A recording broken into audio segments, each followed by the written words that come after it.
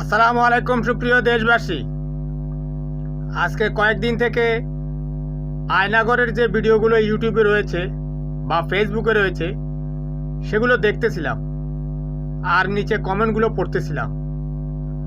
কমেন্টগুলোতে দেখতেছি অনেকে বলতেছে এটা নাটক, অনেকে হাসি ঠাট্টা তামাশা করতেছে, অনেকে হাহা রিয়েক্ট দিতেছে।